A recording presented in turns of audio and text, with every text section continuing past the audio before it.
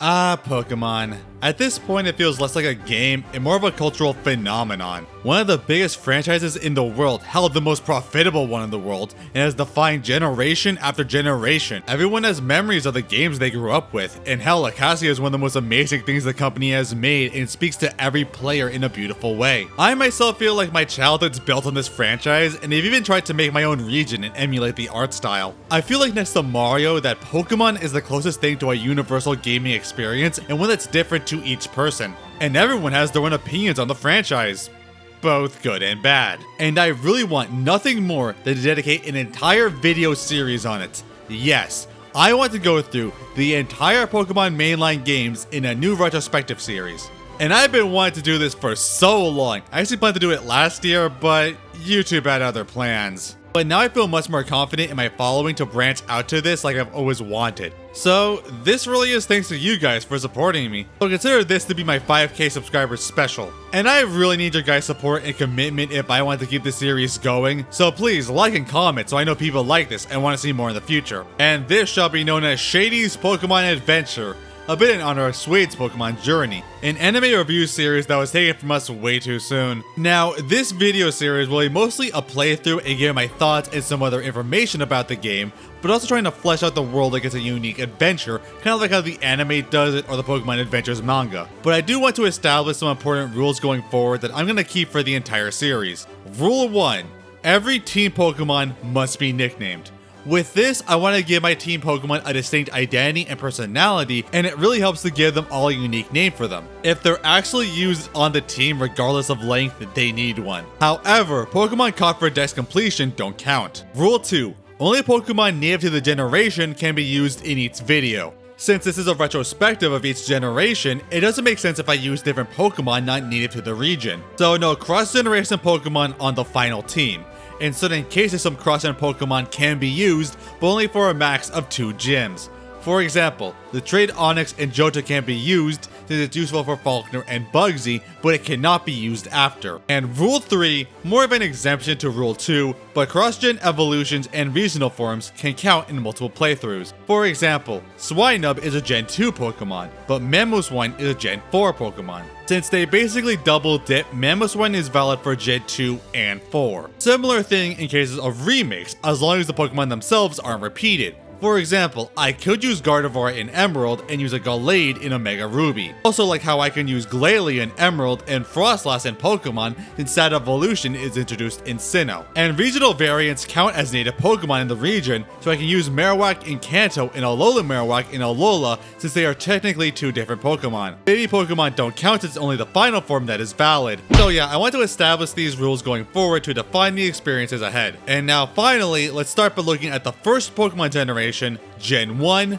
Kanto. Now for this video, I'm going to look at Pokemon FireRed version. Though people might say this is disingenuous and I should look at the original Game Boy Red version. Well, I'm against that for a few reasons. One, as a retrospective, I grew up with the remake, not the original, but would it be right for me to go into a version I didn't really play? And second, I have played through the Game Boy version, and while it is archaic and definitely dated, even if it was revolutionary at the time, it's basically just the exact same game. There's no real big difference as it adds more quality of life improvements and fixes so much of the glitches and problems with the original. So I consider it to be the true perfected Kanto experience. Maybe if people want, I can do a true Gen 1 retro video, but for now, I'm sticking with the remake. Similar reasons why I'm not going through Let's Go. Not only is it not what I grew up with, but it deviates too much from the standards of the region to make an accurate retrospective. It might also get a video one day, it depends. So we're going through the GBA version of FireRed as the true Kanto experience. So finally, let's start the file. Oh man, the intro. This brings up so much nostalgia. I love when these games make their own unique intros.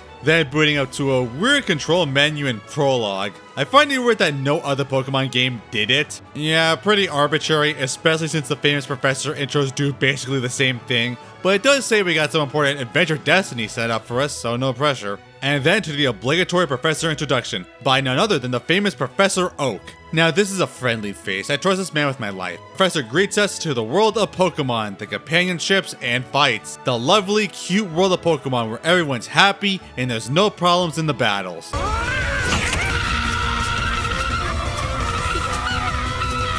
And then he asks who we are. Though, I wonder what's going on in context here. Like, realistically, why is he talking about the world like we don't live in it already? Is he like God? Am I like a new soul? Ah, jeez. Well, he asked if we're a boy or a girl, and obviously I'm going for boy. Maybe one day I'll mix it up, but not now. And name, easy enough, Shady. You're gonna be seeing that a lot. But apparently, Oak in his old age is having a brush with dementia and has forgotten his grandson's name. Don't worry, I'll cover it.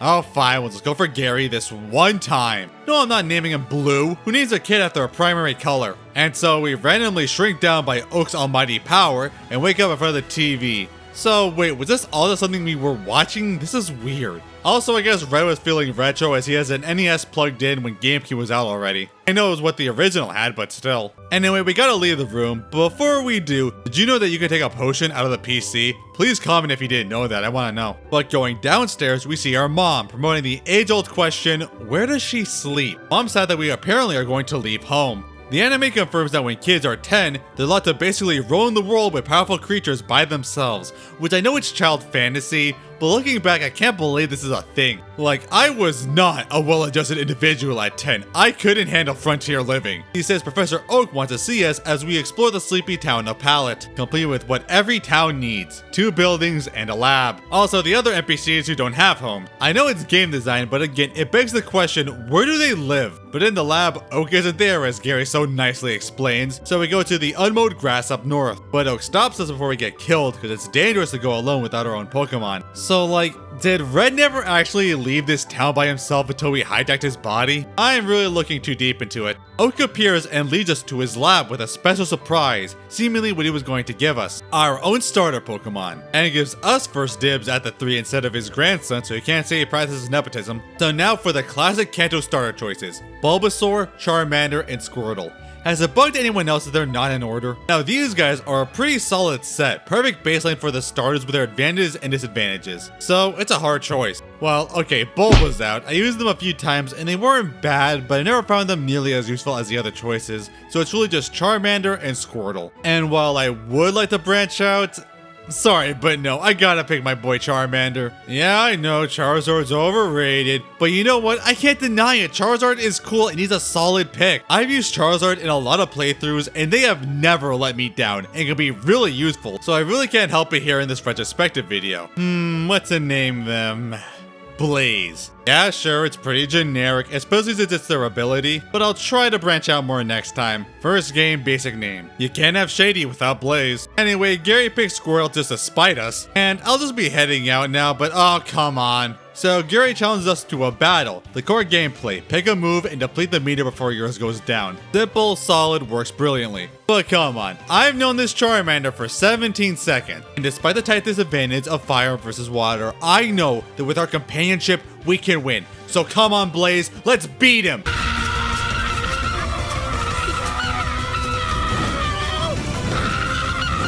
Hey, I won somehow, neat! Gary can't believe it either as we get our boosted experiences, as we know this lizard is gonna be a champ. And so we set off with our mom not really caring into the dangerous grass to find our very first Pokemon.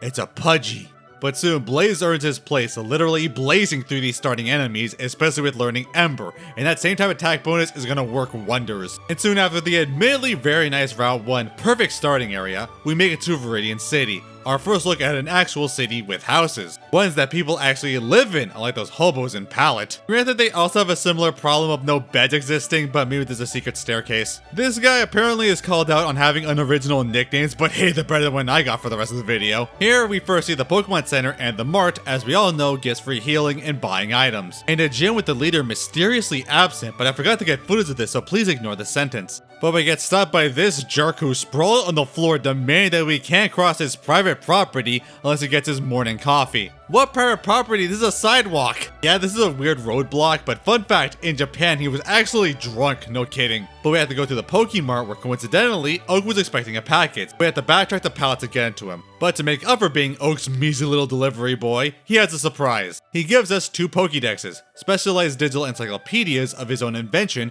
that can record and document information on Pokemon. It was his dream to document all the Pokemon in the region, but he's gotten too old and ugly and his eyebrows are trying to escape his face and deems us his new research assistants, giving us our secondary main quest. Man, remember when getting a Pokédex was like a really special thing, a unique device as you were specifically tasked to complete? Now it's just a freaking app on your phone, the magic is gone. He also gives us Pokeballs, allowing us to finally catch our own Pokemon. Also, Gary is a massive ass and doesn't want us to be happy and tells his sister to not give us a town map. Like, geez, what did I ever do to you? Why do you hate me so much? What was our childhood like? Hey, Gare, how about some leapfrog?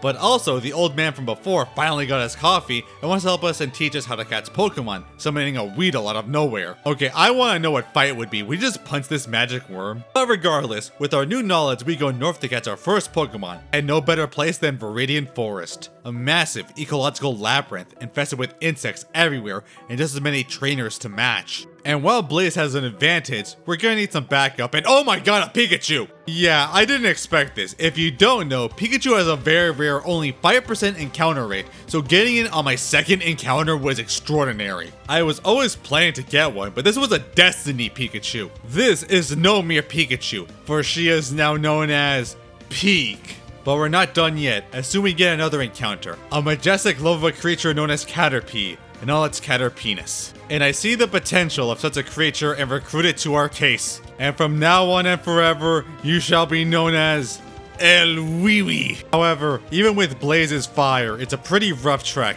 and I feel we need to go back, which luckily, there is a side route west of Viridian, and we can train more in this rough route. And find our last friend for this, a Mankey. A decent fighting type which will be really useful later on. And now he's on our side with a vigorous battle with Peak's paralysis in handy. And now, what's the name of this pig monkey thing? I got it. Hank. Hank the Mink. And then Gary randomly arrives and challenges us, also expanding and leveling his team. Thank God Peak is really good at barbecuing birds and just manages to take out the Squirtle. This is why you're Peak. And hey, Wee now evolved into a Metapod, now looking more like a disgruntled green potato chip. But this route is important as it leads to the Pokemon League, where the strongest trainers, the Elite Four, lie. However, we need 8 of the region's gym badges to get to the Indigo Plateau, and the guard is basically like, don't do it, dude, you'll get your ass kicked. So we have to go back, but our task is fully at hand. As the first gym lies through Viridian Forest, and with the Fantastic Four assembled, nothing can stand in our way. Now Viridian is actually a pretty nice first dungeon, filled with different paths and easy enough trainers utilizing the bugs of the area, thankfully no pincer. Also introducing status effects like with Weedle's Poison Sting and kind of Pikachu static, though funny enough, I barely got poisoned the whole time. Also, Caterpie and Weedle are good for showing off how evolution works, as their final evolutions are pretty good early game. Granted, I wish they threw in like a 5% Oddish encounter or something because the next gym can be pretty tough. But our team toughens it out, and finally leading to our final encounter, the boss of the dungeon. A level 9 Weedle. That's pretty lame, but Wee did finally evolve into a beautiful Butterfree and learn the move which made me want to raise them in the first place, Confusion. Yeah, it's weird, not like Sleep Powder, it's Confusion, but it's a pretty powerful psychic move, making it the most powerful Pokemon with us. But that's pretty lame in ending, so let's just say that a huge swarm of Beedrill came out of the woods as Elweeby, through our love, evolved into a Butterfree and used Confusion on all of them to defeat them. Yeah, they didn't put them to sleep, they just gave them all concussions. But hey, a victory is a victory. And finally, out of that labyrinth, make it to the next town, Pewter City. And it's mostly uninteresting, but the main attraction is a fitting museum if you can get past the entrance fee. Come on, there's not even any free items from here. We did get some cool fossil foreshadowing though. However, for the first gym challenge, we're gonna need to toughen our Pokemon, especially Hank, so level 10 seems good for now. Now, Brock's deceptively simple, but since we chose Charmander, we're at a disadvantage, so Hank's pretty useful. And we fight his little acolyte or kid who hangs out in the gym for some reason. And after dealing with this stupid Sandshrew that kept spamming Sand Attack, Hank learns Karate Chop! But we're at the main guy himself. Maybe he'll take pity on me after calling him the best character in his romance video. Also, I get it's his jacket, but am I the only one who thought his spread looks like a camo suit with a black tie? Brock's a massive roadblock if you pick Charmander, since as a fire type, it's at a disadvantage, but it does give them Metal Claw to make up for it, and including Mankey. But in the fight, we start out with Hank, who makes quick work of Geodude with his fighting moves.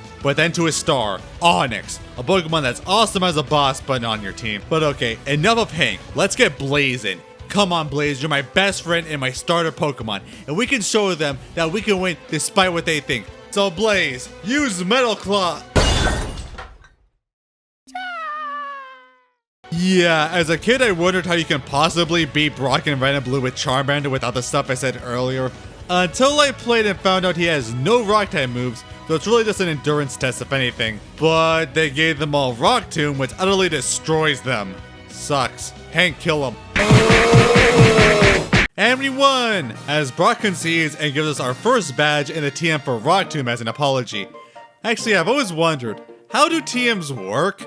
I mean, they're like discs, but how do they teach moves? Are they like training DVDs you put on so the Pokemon can learn them? Do they somehow like transfer the knowledge by contact like the animation? Do they just freaking eat it? What gives? But that was the beginning chunk of the game. I actually think it's a pretty good introduction to the game and mechanics, though as I said, I think it's a bit unfair to Charmander users. You need if they did include Metal Claw and Mickey to make it easier. But we can finally move on eastward to Route 3, and thank God we're given running shoes to run with. I really hated walking so much. Now, the training wheels are off as this route is filled with trainers, but our team is so well unified there's a counter for anything these trainers throw at us. Now, this craggy little area leads us to the next dungeon, but we do get some new encounters. But we stumble upon a Jigglypuff, and you know what? We catch. Yeah, I don't care. I'm using a Jigglypuff on my team. I don't even care. I think it looks cute. I mean, look at it. It's so huggable. This is my I don't care inclusion. Fortunately, it's not a fairy type, but normal can be useful in its own regard, and despite its stats not being good until it evolves, it is pretty much my tank. Also, I want to bring up Pokemon Adventures that it makes up a lot of cool new powers and uses of the Pokemon. And Green does it the best as she uses her Pokemon for espionage and deception, and she literally uses her Jigglypuff as a hot air balloon for aerial escape. That's great. I wish I could do that with mine. Who needs fly? Whee!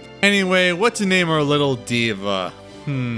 Puff Puff. I like it. I don't care if it's uncreative. I like saying it. Puff Puff, Puff Puff, Huff Puff, Puff Puff. Unfortunately, they don't know an attacking move, but it's okay. I've done plenty of EXP swaps before, so it's not too big a deal until they can fend for themselves. And luckily, they also have Q-Charm, which combined with its defense and singing does make it a great wall. Our next up is Mount Moon, but with a convenient center we can heal up before. But wait, this guy's giving a Pokemon away? A magic card for $500? Well, I'll be a fool not to buy it. And now with this beautiful gem of a Pokemon, crap, I forgot its name, better re-enter it. We can put it in the PC because I'm not going to raise one this run. I have enough on my hands with Jigglypuff. But to Mount Moon, arguably the first true dungeon. A stone labyrinth of winding paths and separate tunnels with so many secrets and just as many trainers running around. Why are you all in a cave? And why is this the only way to Cerulean? Can someone build a highway? But you won't think of that since your first thought is...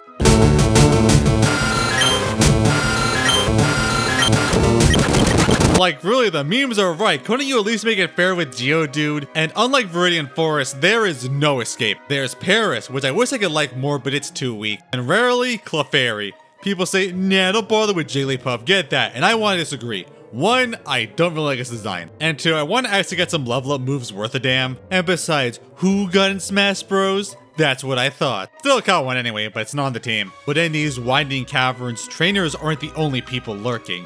As before we can question how there are meteor craters in a cave, we see darkly dressed figures named Team Rocket are prowling around trying to take the fossils the cave are known for themselves. Weird how we get actual villains kind of out of nowhere, but it does spice off the dungeon a lot more. And as they're defeating this villain, Blaze evolves now as a beautiful Charmeleon that to kick the asses of the rest of the grunts infesting the tunnels. These men are dangerous, but luckily Puff Puff singing does the trick, putting them to sleep as we can quickly get around them, hopefully to the exit. Also, don't forget to pick up the 2 moonstones. But then we see fossils just on the path, lying there. Is this how paleontologists do it? They just wander caves until fossils just show up? But instead of fighting some elite rocket boss, there's a random nerd who battles us for the fossils using the Pokemon we haven't seen. But again, our team's the best and takes them out, allowing us to have first dibs. Now, as much as I am a devout follower of Lord Helix, I can't do it. The dome fossil is much cooler as a stupid nerd takes the other one and we never see it again. Oh well, it's not like this didn't come out of nowhere anyway. And we can finally get out. All in all, Mount Moon is an appreciated dungeon that's more advanced than Viridian Forest,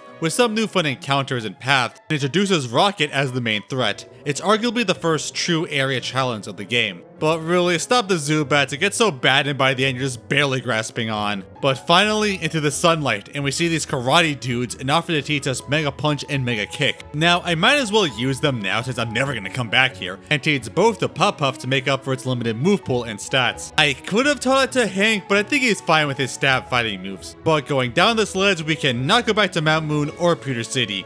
Why? I have no idea, but we're stuck in the scenic Cerulean city. So we got a few notable houses, trades we can't do yet, and learning more about the badges, but the only way out is through this guy's house for literally no reason, plus a bike shop selling bikes for $1 million.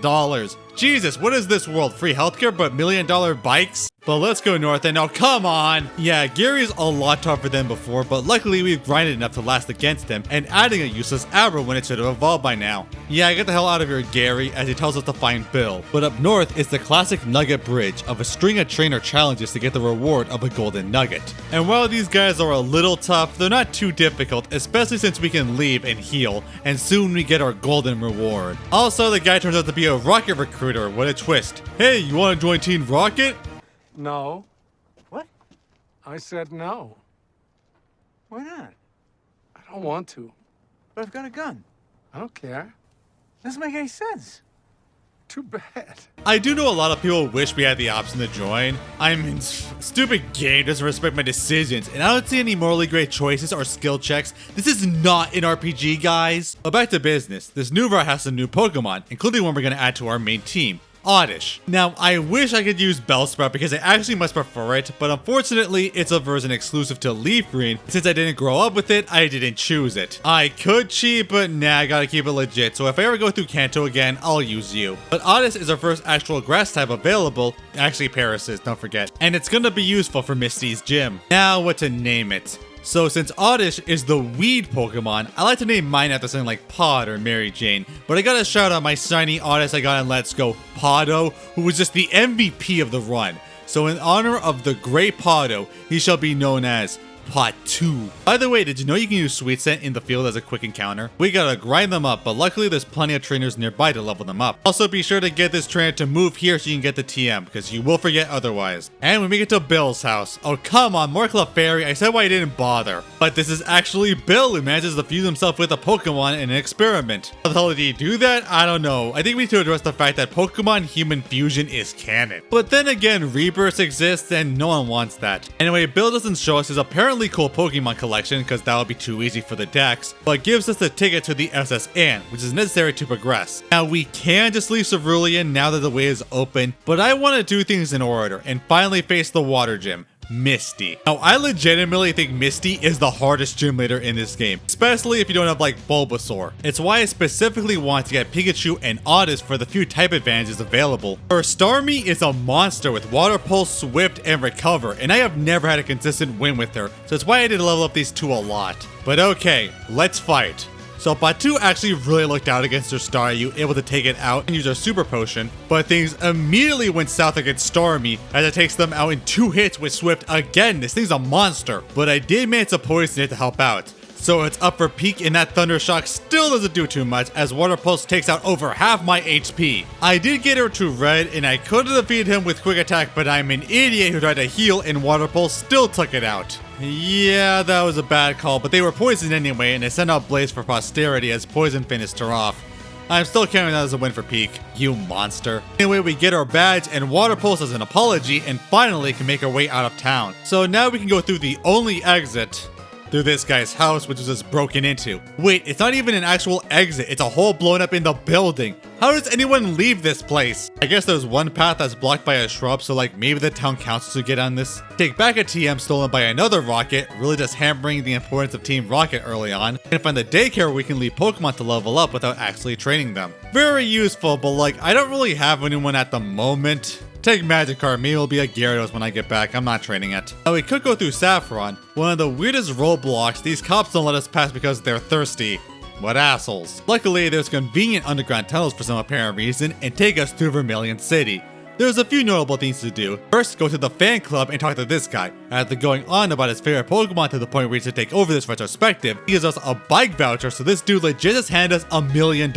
We gotta run all the way back to Cerulean to get it. But hey, free bike, these are finally picking up. Another important thing is the Versus Seeker from the Pokemon Center. We can rematch most trainers as long as it's outside, which really helps on grinding and getting money. I wish this thing was in more games because it makes grinding so much less a pain. But we get a unique trait from this girl trading a Farfetch'd for a Spearow, the only one in game, and it's easy enough to catch one for it. It's called Shading in this game, which is a shame because I much prefer its original name, Dex. Now, I just think Farfetch'd is like the most worthless Pokemon in game. Like, it doesn't have good stats, it doesn't evolve, it's literally a duck with a stick. Why did it make the cut for the game when so many others didn't? Whatever, just gonna play my favorite Suede clip. My Farfetch'd is too weak. And Brox will cram it. All Pokemon have potential and we'll prove it by beating up your duck. But actually, they're useful for this next part, going to a nearby dungeon, the Diglett Tunnel. Seems weird, but I like the idea for world building of an entire habitat made by one Pokemon. And it's filled with Diglett, but what makes them annoying is their ability arena traps so you can't run from them. This was only a problem in Gen 3 thanks to the introduction of abilities,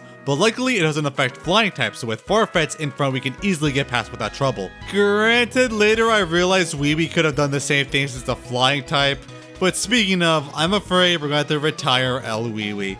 You've done a good service, and we thank you for your help. Enjoy your retirement. In lore, well, it's like Bye Bye Butterfree. You know the episode, the exact same thing happened to us. I will remember you. We're back by Pewter, but blocked by trees we can't cut yet. But there's a house offering to trade a Mr. Mime for an Abra, and I'm gonna use Mr. Mime. I am sick of the constant unwarranted hatred of Mr. Mime. He's just a silly clown that wants to make you laugh, and you all hate him for it. He's a great Pokemon, a strong Psychic type with a lot of defensive abilities. It's a rule that every Pokemon playthrough needs a strong Psychic type, and I can't get Alakazam anyway. So you know what? I'm gonna use him on my team, and I'm gonna prove how good he is. Abra is pretty tough to get, but I made sure to catch one with LWB's sleep powder to stop it from teleporting to catch it. Sorry, Puff, you're just too slow. And here's our next team member. You know, that's a really boring way of attaining a new Pokemon. I'm making a new story. So it turns out there's a Pokemon circus near Pewter we investigate since we're RPG protagonists. One of the performing Mr. Mimes are bored of their acts and don't want to do them. So we offer our help in training back this Mr. Mime for the manager. But then Team Rocket comes in and tries to steal the rare Pokemon as we and the Mr. Mime help out and defeat them. With Mr. Mime getting a new passion for battling, and in thanks the circus thinks it will be better with us. Lets us keep them for our journey with a former showman using his impressive performing abilities for our adventure. I like that story a lot better. This is what happened. Unfortunately, I can't rename them since even in-game trades count as permanent values, which is really dumb to me, especially since there's so many trade exclusives. But if I had to rename them, I'd go with Mr. Pain. Despite having a stab Psychic type move, we gotta train them up, which is easy with the boosted trade experience and the Versus Seeker. Not to mention multiple new trainers on the next route. However, there's another roadblock. A massive Snorlax asleep conveniently right in a pivotal three-way intersection. How incredibly unfortunate for us. But we can go to the SS Anne, and with the ticket, we can board. Now, it's filled with sailors and trainers that we can get a boatload of experience from, and I recommend you fight them all because you can't once you're done with it. And there's some free items. Well, I assume it's these guys', but we can just take it from their rooms. I mean, what are they gonna do about it? Hatu really does well against all the water-type sailors and becomes a Gloom, hell yeah. And I would wait until Puff gets Body Slam to evolve, but it's gonna take too long, and I think Mega Punch and Kick can handle it. So let's go turn this Jiggly into a Wiggly. You may laugh, but any Mystery Dungeon player knows there is nothing more powerful than a Wigglytuff. And we can finally— It's me. I just decided that things are going a bit too smoothly, and I'm gonna mess it up! No, Gary, I'm really sick of you continually bothering me. How'd you even get on this ship? I don't bill at 2 tickets. You really must be a Nebo baby. You know what? Hank, break his rat's spine. Well, with that done, we see the captain seasick. Feel like you should have picked a separate occupation if this is a problem for you. We give this complete stranger a back massage, and he rewards us with the HM for Cut. There's a life lesson in there, kids. Now with Cut, we can finally challenge Lieutenant Surge, the Lightning American. Whatever America is in this world. But we can get a new addition to the team. Dugtrio is a rare encounter in the Diglett Cave, and it's really powerful if you can catch it. What do I call it? Doug. Now, Dugtrio stat-wise is a great Pokemon, good stats and move pool, but there's one problem.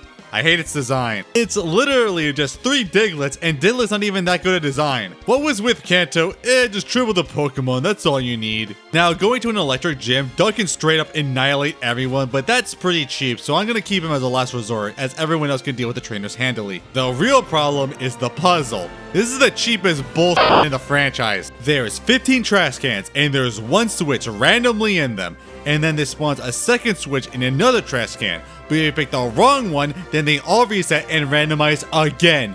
So you have to go to can, finding the switches, and hopefully guessing the right ones to actually progress. This is so annoying. It's pure RNG and luck. statistically, there's a chance you will never complete it. There is a trick that the second switch is always by the first one, but that's still usually a 1 in 9 chance. 1 out of 5 or 1 in 3 if you're lucky, and you'll still mess up. I hate this puzzle so much, and I'm glad they never did anything like it again. First time I played, I legitimately skipped the gym because I could not do it. But I got really lucky and finally got it in like 5 minutes and can finally fight Surge. Surge is a decent gym leader if you didn't plow through him with Dugtrio, but mostly his Raichu is a threat. However, this guy to me wants to be really obnoxious and kept spamming double teams, tried to use Patu's poison powder and just kind of stall him out with Absorb, but hey, they did it. You made up for Misty. I gotta appreciate how every run is different. That's Pokemon for you.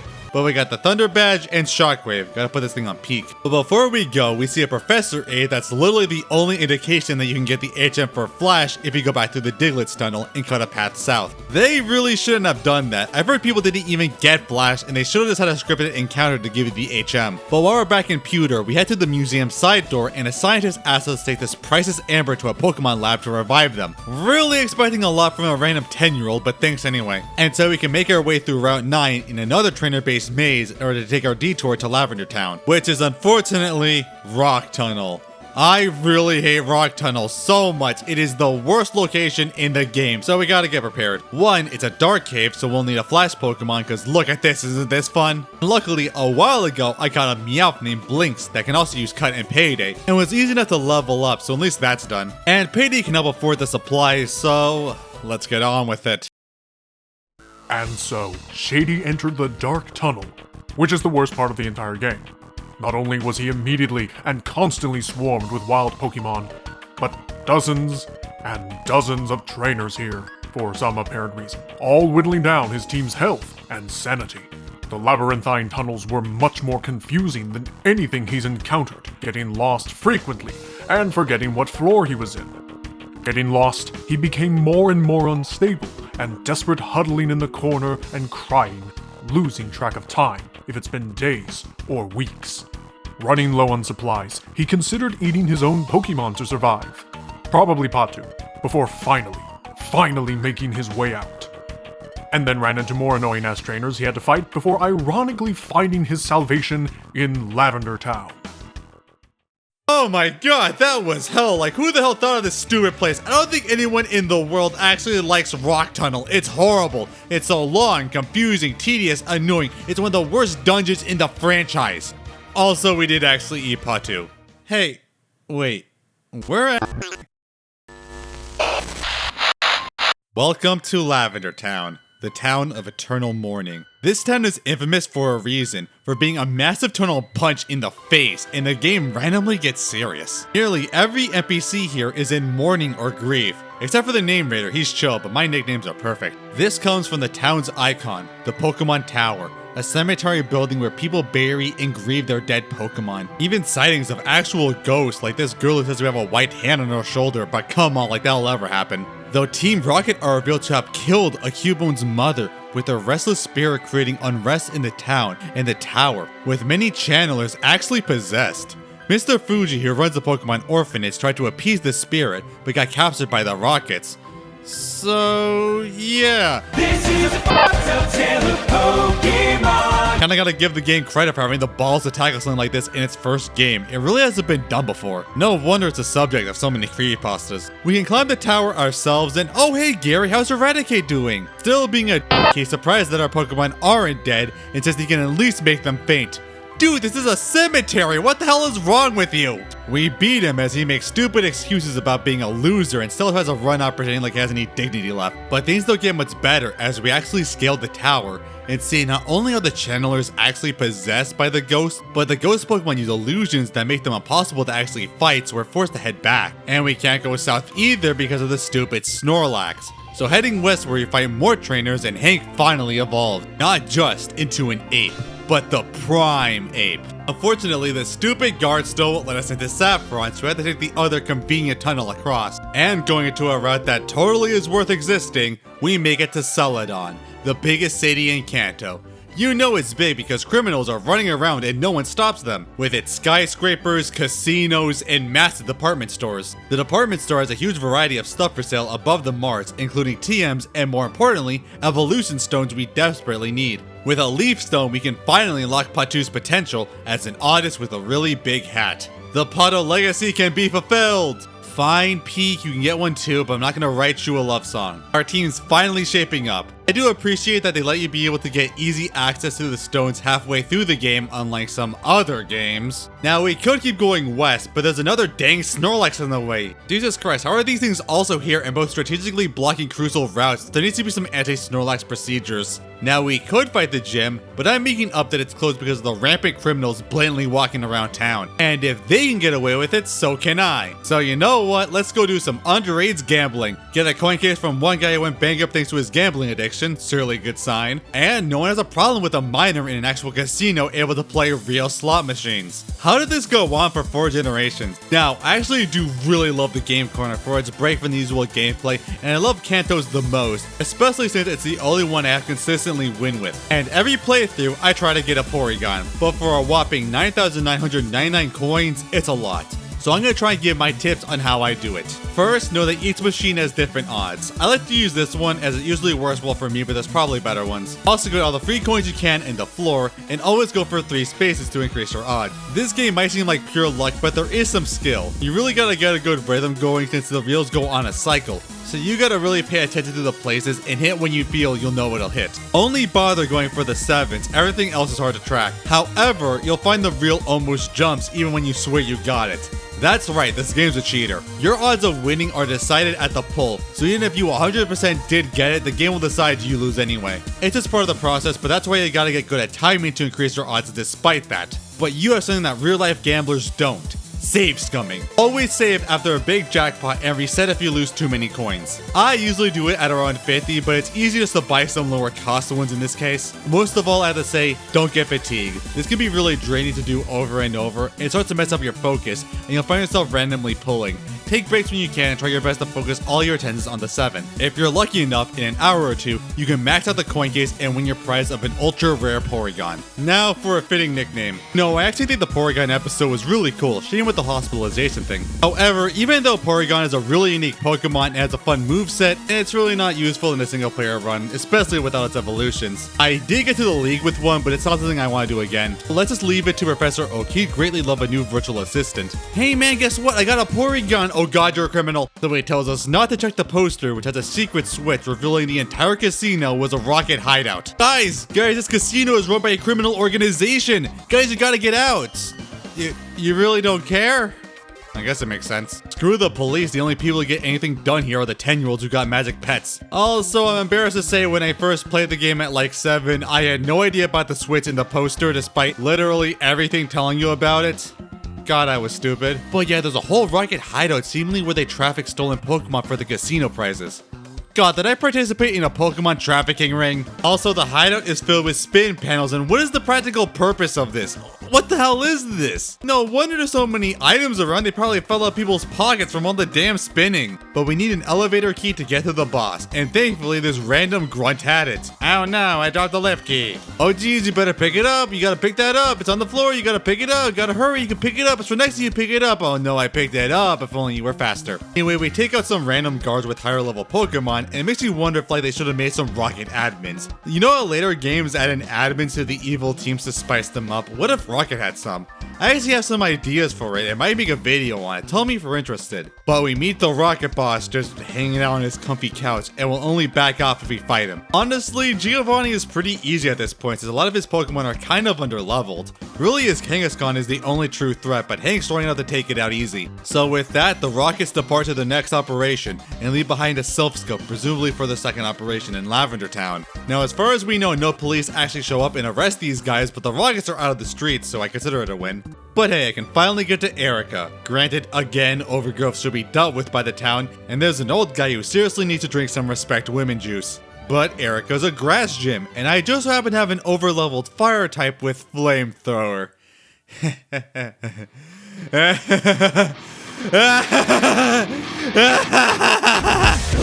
No. Wait.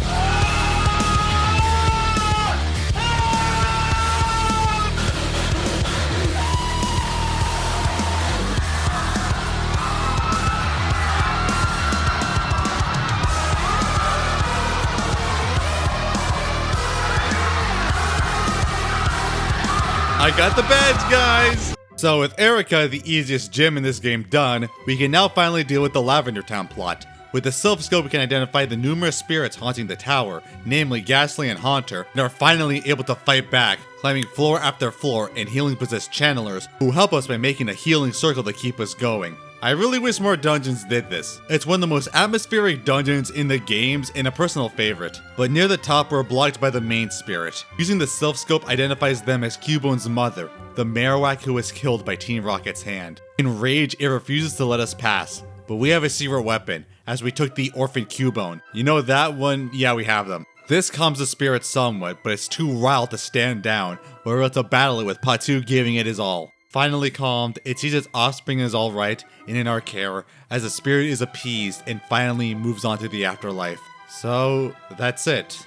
We still have the orphan Cubone, but we still have work to do. Finally able to reach the top, we easily deal with the rocket grunts holding Mr. Fuji hostage, as we're able to rescue him and take him back to the house, with the town grateful the man was returned and the tower back to normal. Mr. Fuji, in gratitude of what we did, helps us in our Pokédex quest and gives us the Pokeflute, an ancient tool used to awaken sleeping Pokemon, perfect for dealing with the Snorlax. Fun fact, in Gen 1 the flute even works in battle for your team as an infinite awakening. But the Cubone has no home, so we're gonna take care of them now. They're our new little guy, and we're gonna raise him to be a champ. You're my little numbskull. I don't care if this is what Let's Go did, I should've kept that Cubone. Granted, I'm glad someone took care of it. And that was the Lavender Town arc, and honestly, I really love it. I gotta give credit to Game Freak. This kind of took balls to have a genuinely morbid and dark storyline in their first game. And it was pretty intricate. I almost wish it was longer because it did really well and was super memorable. Also, I love Cubone, and I really wanted one on my team. It was my first shiny, so I guess you can say I am a true boner. Now, I grinded with it a bit, and using Blinks with Thief got a thick club that should really help out. But we gotta swap the party. Okay, this is gonna be tough, so Patu, you are a very valiant asset to the team, but I'm afraid it's time for you to go. I hope you enjoy your retirement, buddy. Now, we still need to raise up Numbskull, but the Versus Seeker comes in handy, as well as a Thick Club, and it even learns Boomerang. But more importantly, the way is finally open to the cycling road. But Snorlax is in the way, so we gotta take it down. And luckily, Puff Puff is just the mon to do it. As we awaken the slumbering giant, it attacks. Puff Puff Sing immediately gets rid of the Chesto Berry. That singing comes in real handy to put it to sleep, as well as Mega Kick and Punch to take down its massive HP, and having enough itself to tank multiple snores. Like, all you Wigglytuff doubters out there are wrong. They were the key to our victory. There is power in this Puff. And eventually, through a lot of annoying rests, we capture the behemoth. But what to name it? Chowder. I'm only doing this because I can't use Munchlax in another playthrough. And look at them, they're the freaking same. They even look the same, it's uncanny. So yeah, it's just like grown-up Chowder.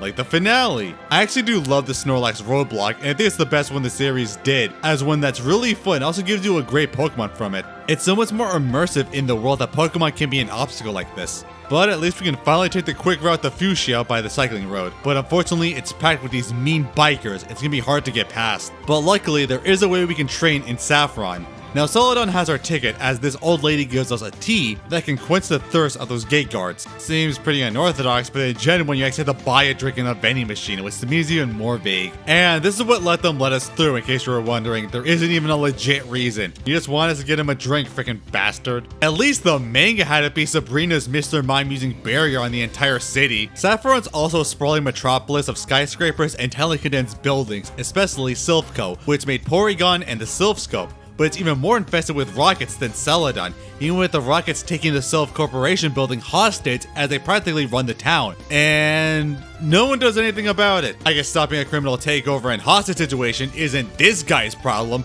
No, stopping 10-year-olds until he gives them a soda apparently is. Where's Jenny when you need her? We can't take on the rockets themselves, but one building we can access is the Karate Dojo, which should allow us to toughen up to get past the bikers. But these karate jocks think we're some scrawny nerd, and that we're not tough enough to get their respect. But we're gonna show them. In fact, we're not gonna use any of our team, and only use the normal types Chowder and Puff Puff to prove our might. We blast through the jocks with Mega Kick and Headbutt to blow through the trainees until it's just the Karate Master on a 2-on-2 battle against their Hitmonlee and Hitmonchan. And luckily we also completely thrashed them, putting them to sleep with Yawn and Sing and thoroughly annihilate the fighting fiends. Okay, in all seriousness, I did not expect this to go that well. I'm shocked. And so admitting defeat, he respects us enough to pick one of his Pokemon for our own. Now, between Hitmonlee and Hitmonchan, people might say that Hitmonlee is the right choice.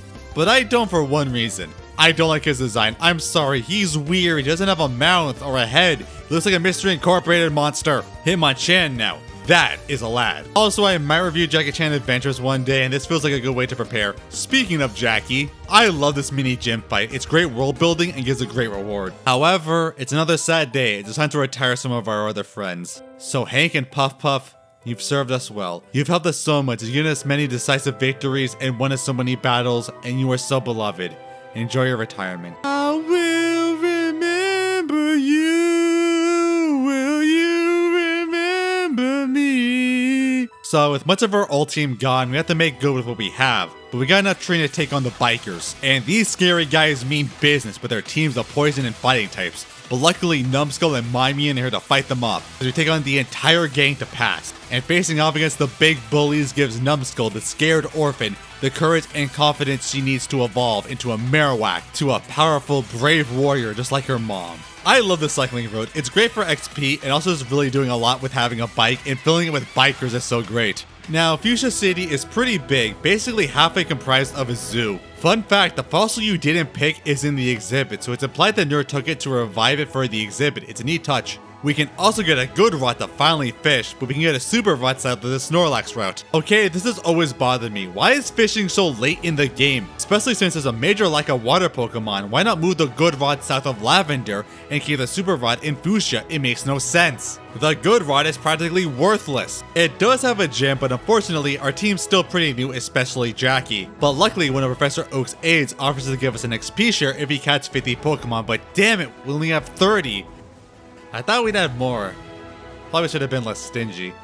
But there's a solution. The Safari Zone. A habitat filled with rare and unique Pokemon for the Dex. Now, this area is more of a mini-game, so you can't battle the Pokemon. You can only throw a limited number of Pokeballs and have to deal with the wild Pokemon running away. Honestly, I love the Safari Zone for being a new unique challenge for the gameplay. It makes its rare encounters much more important. It even has cool lore in the anime not many people knew about because it got banned. Why do all the cool episodes get banned? Apparently, after sightings of a Viridian, it made a massive catching boom in the area, with trainers devastating the local ecosystems. So then the area was converted into a reservation, hence why there's paid entry and restrictions on catching. It's actually great lore. It also has a cool manga arc where Red Safari goes horribly wrong as he's stranded in the zone overnight, with the Pokemon actively hunting him, even nearly digested alive by a victory bell. The manga is so intense and has cool ideas. How the Lavender Town one had gruesome zombie Pokemon and an Arbok getting friggin' sliced to death.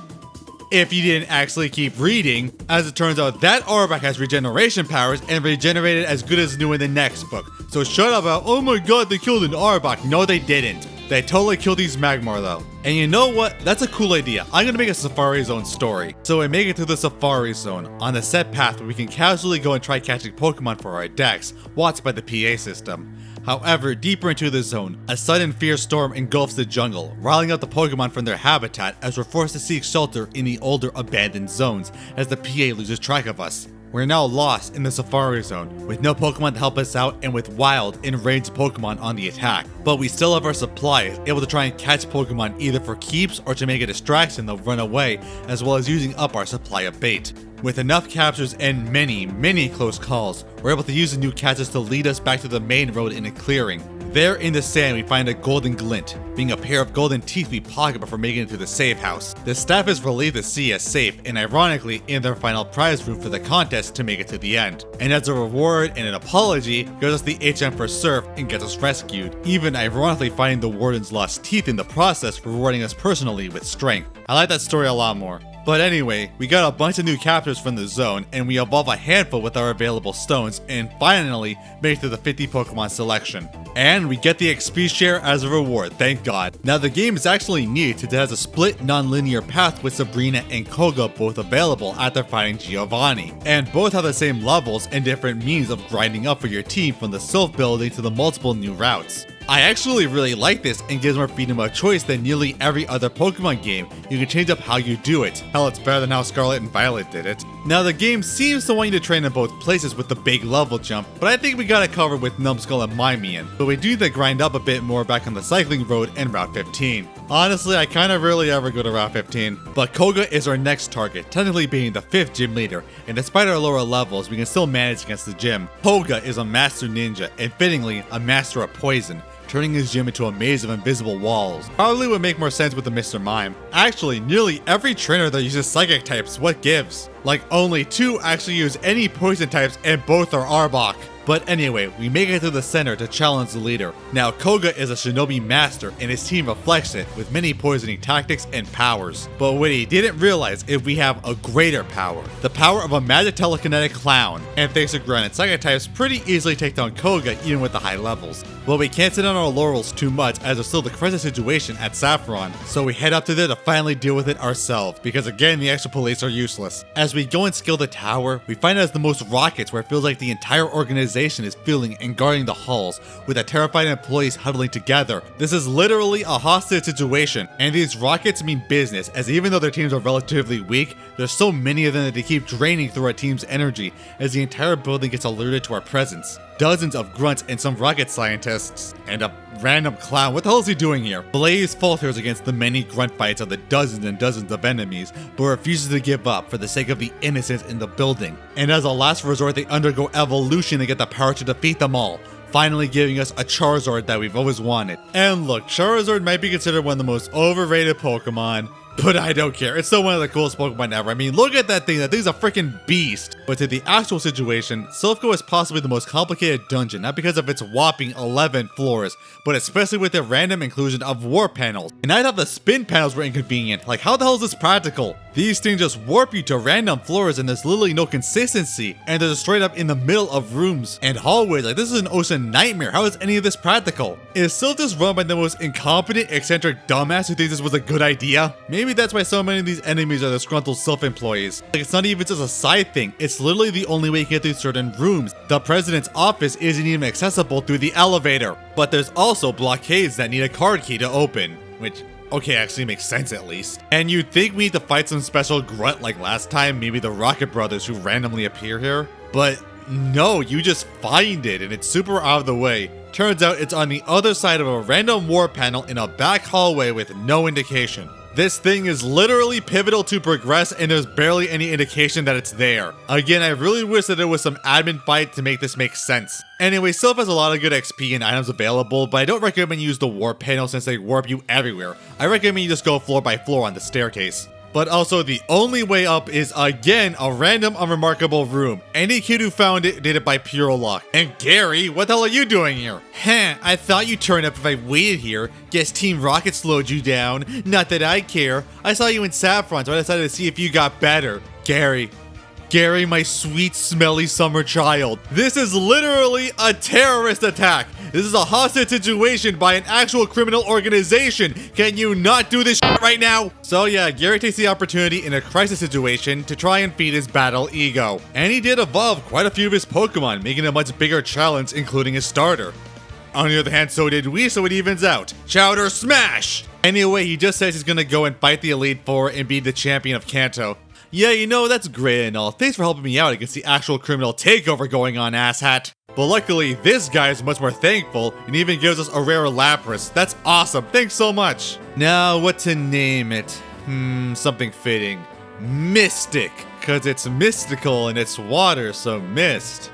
Also, it literally knows Mist. Also, I refuse to name it just Mystic. Team Valor for life, but we can't use it yet as we still in the situation. Finally making it to the executive office, and hey, it's Johto the Vani. Nice to see him again trying new things. Now that I think about it, is this entire thing like inspired by Die Hard? Now, this battle isn't too hard like the last time with only his new Nidoqueen as the main threat. But that Boomerang Fake Club combo just absolutely sweeps everything. So Giovanni's plans of whatever were foiled as the Silph president gives us the legendary Master Ball as thanks. Wow, that's really great. Thanks, man. Now please for the love of God fix your building. And luckily, all the rockets are gone from the city as normal passerby can go back to the streets and we can finally go to Sabrina's gym. Hey, wait, why didn't she do anything about it? You're literally psychic. In Pokemon, like being psychic, you're basically magic. Psychic powers can do literally anything. Like, it's just magic. When was the last time we saw a psychic person turn someone to stone with their mind? That's freaking magic. On the topic, can we just talk about how insane anime Sabrina was? Like, what the hell was this arc? She is literally just a random boss in the game with no lore, only that she was a powerful psychic at birth. In the anime, she was born by an already psychic father with exponentially more power even at youth, practically godlike, destroying her own home, fully rejecting her humanity and childhood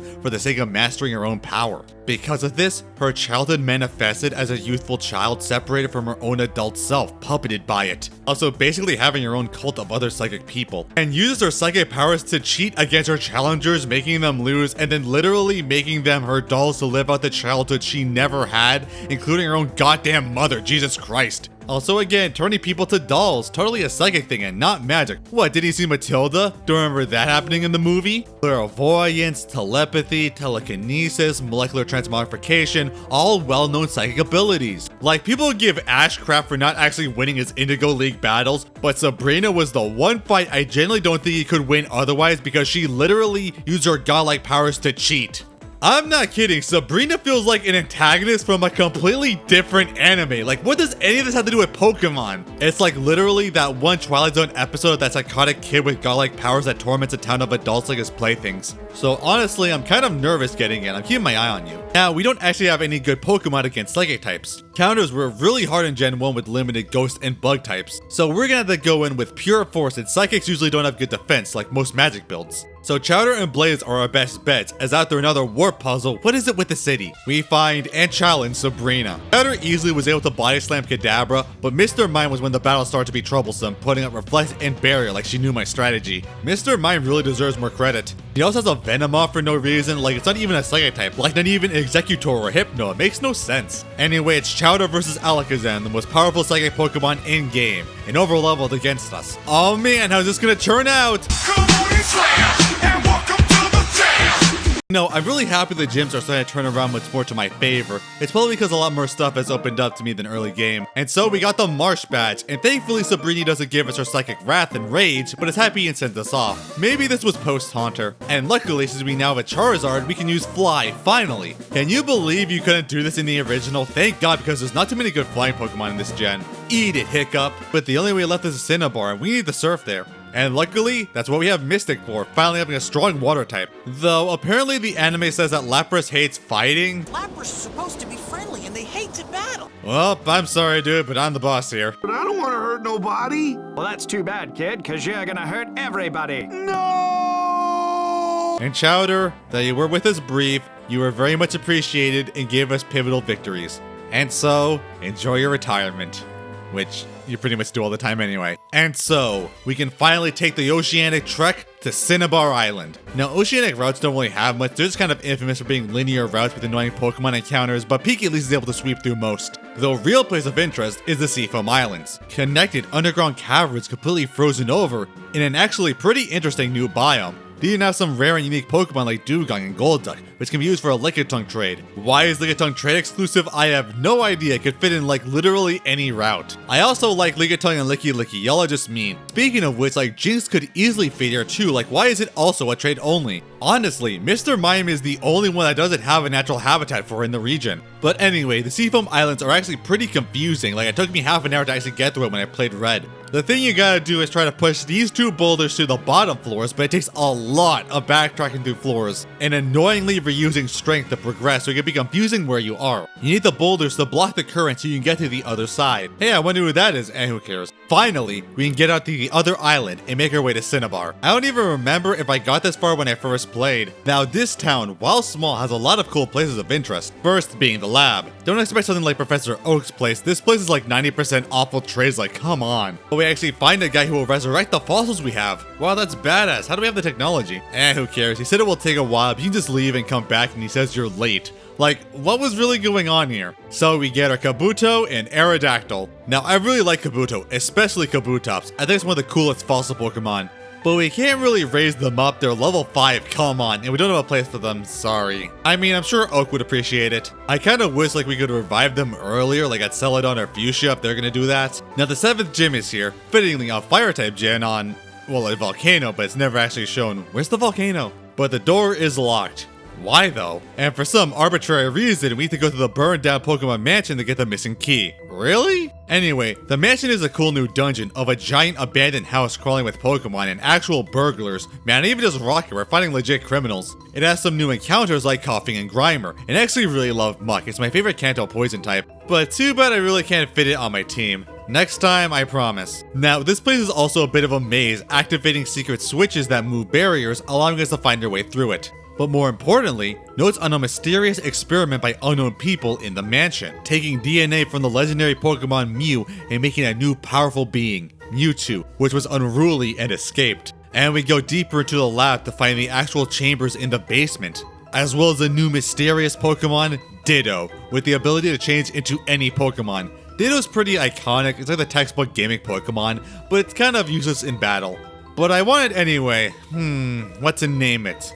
Glup Ditto. There. Also, I gotta say, I'm surprised that the Ditto being a failed clone of Mew thing was never the idea because it fits way too well. But with the key and the mansion fully scavenged, we get out through a different door and end up in the same exit. What? Why is the key to the gym in this mansion? Who freaking knows? And we open the door to find out everyone was already inside. Like, what the hell? None of you guys unlocked the door? Or I couldn't knock at the risk of my life traversing a burned down building to get the spare key? Anyway, Blaine's pretty tough, but luckily I think we got just a team to do so. This puzzle has you have to answer quizzes right or face the trainers if you get them wrong. I fought them anyway because XP is like gold, but still did the quizzes to flaunt my expertise. Guys, tell me, what would you give Tombstoney as an actual move? But we finally meet Blaine, and after he gives a reaction image, we finally fight the bootleg Eggman. And honestly, his team is kind of disappointing, like as a Growlithe, Ponyta, and its evolutions, like come on. The anime made a good call adding a Magmar, it would really help a lot. Still though, his Arcanine did get some trouble for Mystic, but still not really much of a struggle. Interesting though, in his gym we get some really subtle lore, as there's a hanged picture of himself with Mr. Fuji from Lavender Town, indicating they were close friends. And even the actual lab has Fuji stated as the founder. And also hearing around town, they say the mansion once belonged to Blaine's old friend and was a place scientists went to gather. This does lead the idea that Mr. Fuji was actually the one who created Mewtwo with Blaine and others, and then once he escaped, he repented for his atrocities to rescue and save abandoned and orphaned Pokemon. I actually really love this lore that's so missable, but it's never stated in-game that Team Rocket was the one behind it all. Yeah, really, there's no actual direct connection. It's funny because every other form of media, including later games, has Giovanni and Rocket connected to the Mewtwo project, but going by pure game stuff, there's no evidence that they're related. It's so wild. But again, it's just something that works too well because of course Giovanni would fund the creation of an ultimate Pokemon to take over the region. But we're not done, as Bill meets us out of the gym to take a trip to the brand new Sevi Islands to help his buddy out. This was a new set of islands just for the remakes, and it makes me wonder if this was inspired by the Orange Islands in the anime. I actually love it to see new things to Kanto outside of the main region. So on one island, he wants us to deliver a meteorite to a guy in 2 Island, but we can check out the archipelago some more in Kindle Road, with some brand new encounters including Ponyta. Funny how it's here, but it makes sense instead of in Pokemon Mansion. In the original, why are there horses in a 3-story mansion? But it's also a great place to get more XP since it's full of higher level trainers, especially since the next gym doesn't have much opportunity there. It leads to Mount Ember, a new area, and if you play Leaf Green, you can find Magmar. Wait, FireRed doesn't have the fire Pokemon? Shame, I actually like Magmar. And it kinda makes me wish I played Leaf Green since it has more Pokemon I like, but that's just how it is. But still, we get too injured and can't scale the mountain to see what's up there. Hey, who are those guys? And not important. We can make it to 2 Island where the guy's worried about his daughter Lostelle in 3 Island. So we head there, but find it's randomly being attacked by a bunch of biker thugs, presumably from the cycling road. And we gotta butt in. And wait, they're all named Goon? All of them? What's the gang name? The Goon Squad? So we take care of them and go to Berry Forest where Lostelle was heading, aka recolored Viridian Forest. I actually love the vibes of this place, but not for long, as we find Lostelle utterly terrified, saying that she was chased and stalked by a wild Pokemon until it comes and attack us and we have to face it. And it's a Hypno. Really? Game Freak, what the hell are you doing? I mean, the Pokédex saying that kidnapped children is one thing. I mean, these entries are pretty whack-ass. But then you make official merch of it as well, and an anime episode kind of like it, also hypnotizing multiple children. And I know the scene in Mystery Dungeon was a drowsy, but it still counts. And now you have actively present and scripted a Hypno in the process of stalking and trying to attack an actual child in-game. Game Freak, why are you trying to intentionally label this Pokemon as a child abductor? Like, what the hell are you trying to do? Anyway, I'm just catching that to arrest it, like get the hell out of here. Thankfully, we go back and complete the quest and are able to go back to Cinnabar. Fun little aside. Well, aside from that, again, why?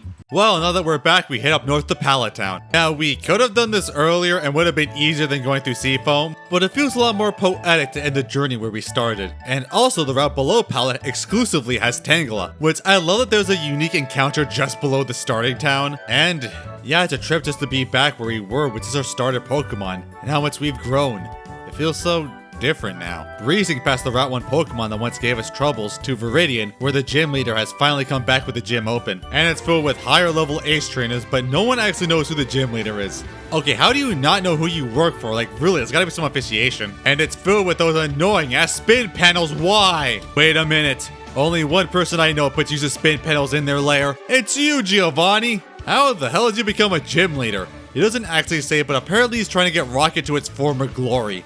What are your plans again? Okay, I gotta say it. If Team Rocket wasn't the first evil team, they would be the worst. They have nothing consistent. They just do things for conflict. There's no cohesion or reason. They're just evil jerkasses. People be like, oh, Team Flare and Macrocosmos sucks, not like the teams used to be. Remember what it started with. If this was a modern generation team, everyone would call them out for being so basic, boring, and unfocused. But anyways, he's not holding back this time. And yeah, his team is the strongest it's ever been, revealing he's a ground-type gym. Funny how his name is perfect, like it's the typical Italian mafia, but it's Giovanni. Too bad our team is so powerful at this point and has plenty of good matchups. Like, come on dude, your strongest Pokemon is a level 50 Rhyhorn, you can just evolve the thing. I mean, it wouldn't matter, but still. Anyway, we obviously win. And Giovanni is surprisingly gracious in defeat, if anything he seems almost happy. Almost nostalgic and rewards us. It really feels random, but it reminds me a lot in Origins how battling Red reawakened Giovanni's love for Pokemon battling in his youth. Speaking of which, Giovanni also admits that he can't face Team Rocket for his final defeat and disbands his criminal organization. Really? After this one battle? Gary supposedly beat you too, does he not count? Also, I guess like no one is gonna take up the power vacuum, but hey, at least we successfully defeated a region-wide criminal syndicate. And now with the Earth badge, we can finally go to Route 22 and oh come on, right in the same space. I guess it is nostalgic. Gary is challenging the league too and fights us for practice, but the douchebag still hasn't fully evolved his Mons. Like, I know you want surprises, but why do you still have a freaking execute? I need more practice. I need more? What battle did you see? Even if you're right, you basically just admitted you're even more of a failure. God, there is no one that exudes more false confidence than this guy.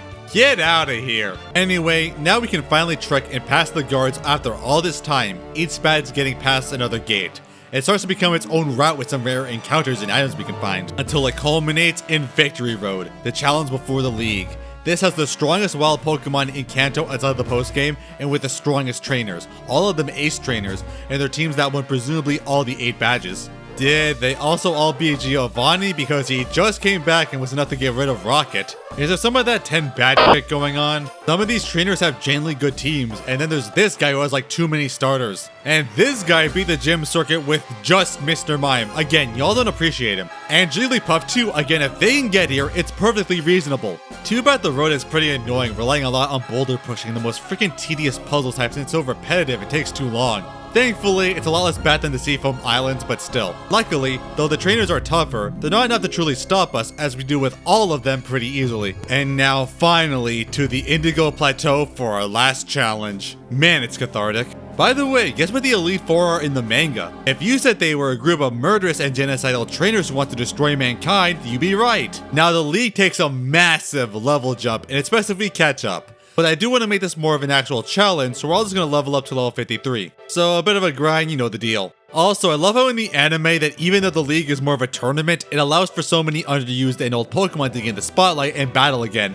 Hell, it was the first time Kingler and Muck were actually used in battle. So let's just say that happened. Like, all of the old guys come back for the preliminary fight. Patu, Hank, Puff-Puff, Chowder, all the gang play a role. Pokemon, gotta catch 'em all. Also, God, the Kanto League sucked ass. Like, there was only one good battle in the whole thing, and the final fight was the absolute worst battle in history. Like, Ash was kidnapped by Team Rocket, had to go late, but why couldn't he postpone it? He brought the balloon, the Jennies know who Team Rocket are. Now he has to fight with an already weakened Pokemon team. He promised Richie the best fight he could, and so he literally couldn't. And then Richie uses sleep powder on Squirtle, and this counts as a knockout. How does sleep mean fainting? What the hell? And despite having Kingler and Muck, two powerful Pokemon that obey him, Ash chooses Charizard for some godforsaken reason, who doesn't listen to him and refuses to fight, so he somehow loses because of that.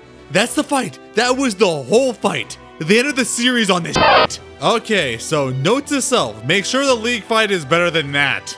But here, we made it to the Elite Four, and now there's no going back.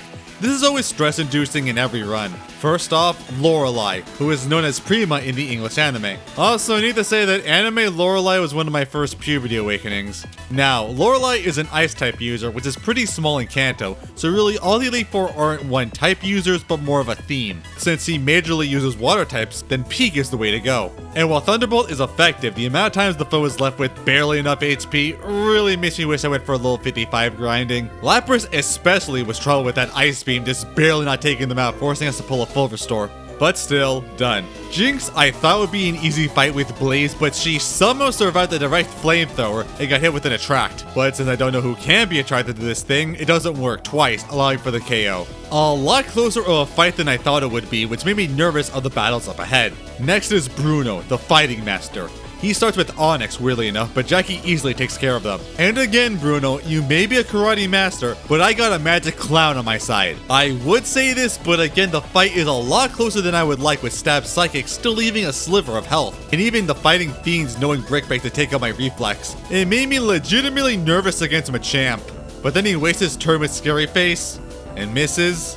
Yeah, that was easy. Still not the cakewalk I was expecting, which made me even more nervous against Agatha, who I had no real advantage against her ghost type, so like Sabrina, I figured to use pure power. I could use Mimey and Psychic, but any Shadow Balls could be bad. Agatha is interesting, as she was one of Oak's friends in her youth, but became a master battler than a researcher. Love the lore. Luckily, Blaze is able to blaze through her first Gengar, and Peak takes care of her Golbat and Numbskull or Arbok. So lastly, Blaze against her star Gengar. Gengar will prioritize Hypnosis, so I tried to use that to my advantage, being pretty inaccurate, using Flight to avoid it and getting hit by Sludge Bomb, but still able to take it out. So with her taken care of, it's time for the last Elite Four member, Lance the Dragon Master. Now this guy is the reason I want to get Mystic, because an Ice type is insanely useful for this. Peak easily deals with Gyarados, and Mystic is able to one-shot his Dragonair with Ice Beam. Aerodactyl I thought to use him, but an Ancient Power could be devastating, so I switched back to Peak, and thank God because it happened. Another Ice Beam takes down the other Dragonair, as it's just Dragonite, his ace. I keep Mystic and try to hit off another Ice Beam, praying for the 4x weakness,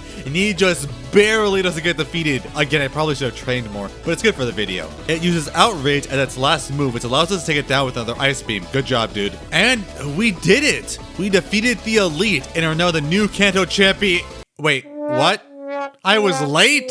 Who could have possibly defeated you all 10 minutes ago? Oh, for the love of... Yeah, another great twist, but honestly, this is so much more fulfilling. Would you have the final boss be some guy you just met? A rival who's been fighting you since the start of the game, and made all of this personal, pushing you to get even better. Honestly, it's great. It makes the fight more gripping. In the final chamber, Gary gloats that he's the most powerful trainer in the world. Come on, we all know Sin would kick your ass. Speaking of which, it's the final fight. All of our trials and struggles through our journey has led to this. We gotta give it our all. We can do this. Of course I lead it with Peak against the Pidgeot, and come on. Luckily it goes down quick after a full restore, and then it's time for Rhydon. Let someone at least try to use one. Anyway, Numbskull deals with that easily. But Gary immediately sends out his ace. Oh no. Peak, come on and do your thing. A Thunderbolt takes him to low yellow, but then my worst fear is he hits a Hydro Pump directly. Come on, come on. Yes, yes, this is why they're Peak.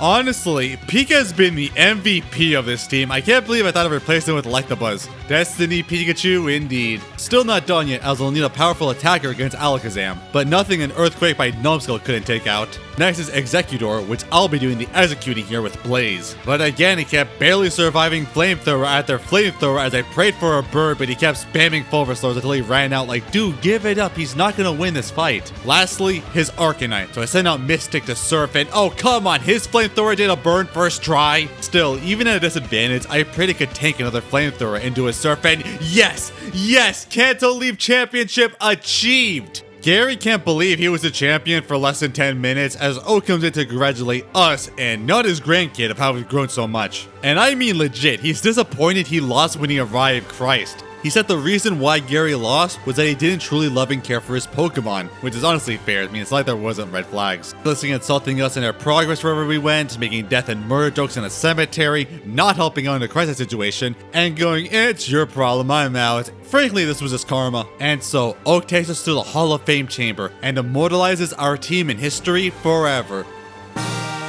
We did it! And so, the credits roll. It really lets us think about our journey. We have come so far since Palettes. We walked through the entirety of Kanto and even beyond, gaining more friends and helping more people. Really, we got this far with the companions we received, as we all helped each other to grow and become stronger, and left with the greatest legacy possible. We did it, guys, and it's thanks to all of you. So, is the journey over? Well, not exactly, as FireRed and Leaf Green did have a longer postgame. In Lavender Town, we return as Oak invites us to his lab saying new Pokemon were discovered and he wants us to document. So like, do you have no idea Johto exists? It's right next to you. This is like if America just found out Canada exists. Gary's there and asks why he prefers me over him. I don't know, maybe he was just like a grandson who isn't a complete asshole. He gives us the national dex as we're free to explore the world. Also, fun fact, Oak was originally the strongest trainer in the game and had an all-star team, even raising the star that was never picked that got cut from the original version of the game. What? That would be so awesome! Like seriously, that would be like red in gold and silver, and I'm mad they didn't bring it back. What other things are you hiding, old man? Your incredible singing voice? Everything changes, things are changing constantly. So we don't find these new Pokemon slightly east off of Viridian City, but in the Sevi Islands, who would have guessed. We get hit to go to one island, as Celio, the guy we helped earlier, wants to make a Hoenn transport to trade to that region, but needs a Ruby and Sapphire fittingly enough. Luckily, Mount Ember might have it. Hey, it's those guys! Didn't your Team Rocket was done already? We defeat them and get to a bonus cave and meet our first Johto Pokemon. Ligma! And we find a chamber with Braille I can't read and get the ruby. However, the sapphire is somewhere in the other islands, so Celio allows us to go to the 4 other islands. 4 Island is notable. 1 for having Gary still trying to be a smug asshole, but lose you lots of championships as what? But more importantly, there's a daycare here and... Hey, am I forgetting someone? But this one allows us to make eggs, that's awesome.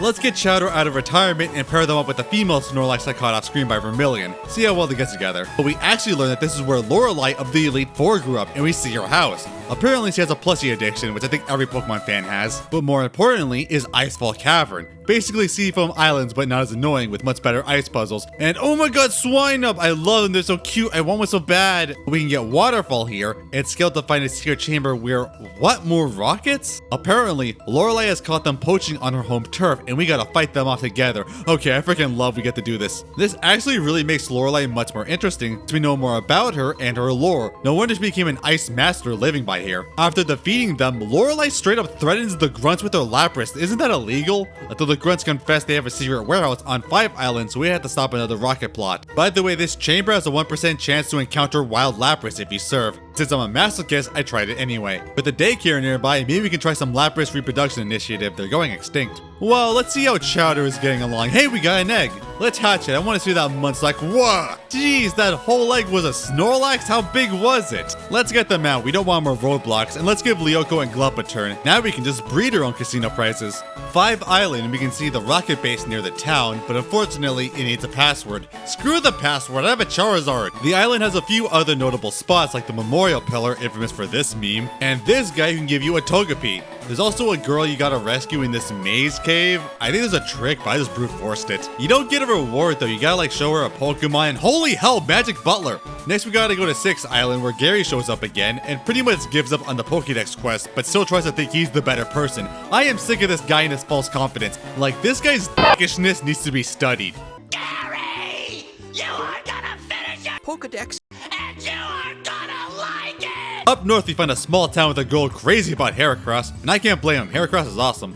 But then there's the pattern bush of a weird forest filled with bug Pokemon. It's apparently supposed to be the chip of the Red and Green games. Get it? Because it's filled with bugs! Hilarious. But up north it's Outcast Island with Altering Cave. And what's in there? Nothing, absolutely nothing. Why does this exist? But south is Ruin Valley, with some more new encounters, but a place we need to go called the Dotted Hole. Fortunately, it's blocked by another Braille puzzle. Okay, seriously, who's the jackass at Game Freak who demanded his generation be filled with Braille puzzles no freaking kid can actually solve? Everyone hates them. What's the point? Whatever, we have the internet now, so we gotta use Cut, so let's get Blinks back out. I love you, Blinks. I would evolve you, but your pickup is too useful. Anyway, inside is another Braille puzzle, but again, I just brute forced it and I somehow got it on like my second try. It was amazing. Finally, the Sapphire is mine and hey, who are you? Hey, what are you doing? You can't do that, give that back. Who do you think you are? What gives? So yeah, random guy just takes the gem from under our hands because otherwise it would be too easy. Now we do have the other password so we can get back to the warehouse, but let's check out 7 Island first. And nothing much. South has a canyon with Fanfi, I love Fanfi, but there's a fair amount of trainers and actually kind of difficult strength puzzle that unlocks. No, hell no, I'm not doing that. And north is a trainer tower. Yeah, not doing that either. So to the warehouse and oh, come on, more spin tiles. I hate these so much. So apparently the rockets here don't believe Giovanni is really gone. He couldn't even send out a company-wide email. So we gotta take care of them ourselves. Also, I think this girl is Ariana since he has a similar team, so that's kind of cool. And this guy is the random rocket admin who's been leading the whole operation and thinks we're spreading lies about Giovanni being gone. Yeah, at least I actually have a unique sprite. You're literally a grunt. Anyway, he has a Houndoom, that's cool, before we quickly defeat him. He sees our badge and knows Giovanni really was defeated, but swears to bring Rocket back. So like, was that guy Archer from Johto? He has a similar team too. I appreciate the retroactive continuity. Anyway, this jackass is here pissed that we defeated Rocket before he could sell the gem. What's with nerds and trying to take our stuff? You're my mortal enemy now, what's your name? Gideon? Yeah, I don't see that fits. He actually kind of looks like Gideon from Scott Pilgrim too. Anyway, we sweep his team incredibly easily and then gives us the sapphire. Yeah, that's what I thought. Now get the hell out. Finally, we can end this quest and go back to Celio and give the other gem. Now we can trade from Hoenn. But I can't do that and we don't get other rewards, so yeah. I like the Sevi Islands, I love to explore more of Kanto outside of Kanto, and there are some interesting locations, but it's so mismatched and incoherent with very little given interesting focus, and barely any actually interesting in-depth locations. I love 4 Island for the unique dungeon and get to know more about Lorelei, and I wish that was the norm. There's so many other Kanto characters who could have gotten more depth. I guess we know Bruno trained with Brawley from Hoenn, that's cool. But yeah, looks like our adventure is finally done. Or it would be, but we have one last thing to do. Our Pokédex still has one category we have yet to get, the legendary Pokemon. One-of-a-kind mythical Pokemon located throughout Kanto, hidden away in dungeons. But luckily, I know where to go. We are gonna need to buy a ton of Ultra Balls to do so though, since they're so hard to capture. But we have like no use for money anymore. First off, we gotta get back to Fuchsia and go back south to Seafoam Islands. Yeah, never want to go back there, but now we have to. Remember the boulder puzzles? Well, there is another to the side to block another powerful flow of water in the basement floor. We can access a new area to a weird bird just hanging in the basement of a cave. You know, where birds are known to be. Interacting with it, we see it's Articuno, the legendary bird of ice. But we can repair with Peak pulling a Thunderbolt to just barely keep it at a sliver of health and then Thunder Wave. Then at this point, it's literally just chucking all the Ultra Balls we can in vain hopes it will capture. Yeah, that's it. It's pretty annoying. Hell, you're honestly gonna run out. I had 30 and I had to reset. But eventually, after so long, we caught the bird. And now I have to buy a lot more Ultra Balls, like come on. Next we go back to a place I really never want to go back to, Rock Tunnel. But if we start along it, we find a brand new optional dungeon, the Power Plant. It's a really cool location swarming with electric types, including frequent Pikachus, Magnemites, and even Electabuzz here playing FireRed. As I said, I thought to replace Peak until I saw they basically had the same stats. I'm sorry I ever doubted you, my Destiny Pikachu. However, the real gold comes at the end with another board Pokemon, Zapdos. It's a lot harder to battle since Thunderbolt isn't effective being electric type, so Misty came in clutch with Ice Beam and we could still paralyze it. Now for the ball game. And oh my god, this dumb bird did not want to get to the damn ball. It was so annoying. I had to reset 3 times because of it until it finally captured. I now really hate you. We finally make it to the last of the birds. Now finally to scale Mount Ember, going through a tunnel through the volcano for emerging near the top and having to do a bit of strength work. And finally to my favorite of the trio, the Flaming Bird, Moltres. Same thing, Thunderbolt, Thunder Wave, and hope for the best. But if you believe me, it worked first try. I guess it was an apology for Zapdos. No wonder you're my favorite. So now that we got the birds, you think we're done. But we got one more challenge we can only do post-game, and it's the original post-game quest. If we go back to Cerulean City and Surf, we'll find a cave entrance we couldn't go into before we became champion. And this is Cerulean Cave, the final dungeon of the game, to a variety of the most powerful wild Pokemon. This is a huge labyrinth, sometimes in a literal sense, finding the right ladders and floors to continue. But luckily, Blaze can handle it until we manage to get to the final floor to meet our final opponent. On an isolated island in the final floor lies Mewtwo, a clone made by the first Pokemon Mew, who escaped confinement to this cave by its abuse. And now, we finally come face to face with the most powerful Pokemon created. How can we defeat and furthermore catch the powerful opponent?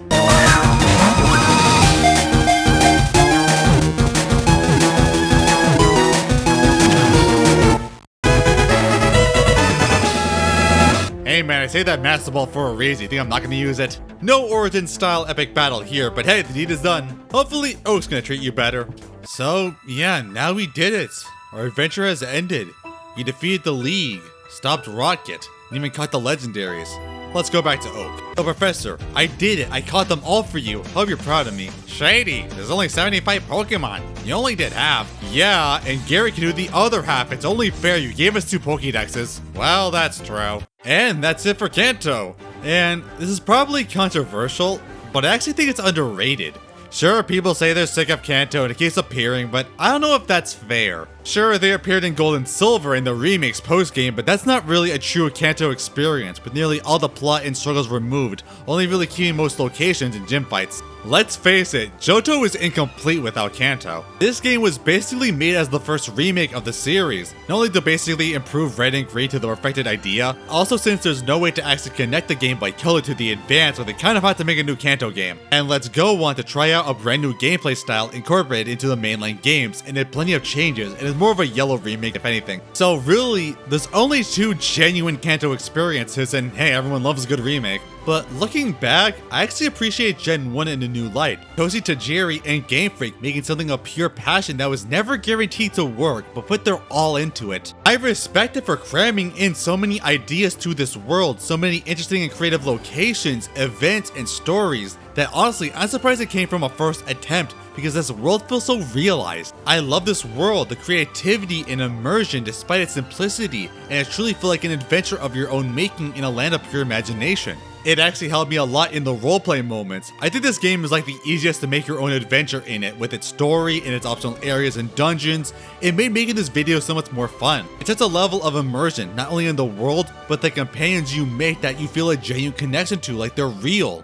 It's no wonder that so many games after took the framework from it, because it really was perfect after they got it on their first try. The Kanto Pokédex is honestly amazing. They really managed to make what feels like a complete ecosystem, which is 150 creatures that you could fully believe that's all the Pokemon in the world. Even the Kanto expansion still use that limitation and make it work. Like no other game has that level, not even Black and White. It's really no wonder that so many people got attached to this game and thus the franchise, because something about it just feels so perfect and personal. And yeah, I'm not saying this game doesn't have its problems. I've already covered some asinine decisions and others, like the Ghost and Dragon types having only 3 months each, and a lot of others by the limitations and glitches of the Game Boy originals. But even beyond that, I think it's a fantastic introduction to the world of Pokemon, and does have a good structure and pace throughout that I really appreciate, and again with the inner lore and stories inside that aren't too apparent, and honestly, wouldn't even be necessary, and help give it its identity. I do think this region is underrated, and hell, I don't even think I will ever truly get tired of it. It's another reason why I love it when Kanto is expanded, because it usually just fits so well, like with that feeling of exploration the first time playing. What a great adventure, and a great first impression. I love you, Kanto, and you will always hold a place in my heart. But the adventure doesn't have to end. Thanks for watching, guys, and getting me this far. And hopefully our next adventure will be too far away. And so, Shady finishes his first adventure through the Kanto region. But let's see if it's far from his last, as his journey continues. Yeah, so thanks for getting this far, guys. I seriously appreciate it. I've been wanting to do this video for years, and it means so much I can finally make it now that I've gotten a bigger following. This has been my dream project for so long, and I'd love to continue, but I need a lot more support and see if this video does well. If you really enjoyed this video and want to see more, please tell me down below and share, because I want to make sure I can keep making these. But thanks again for watching, and I'll see you guys next time. Hey, I think I left my Magikarp here. I'm here to take it back. Oh. Oh, hey, buddy.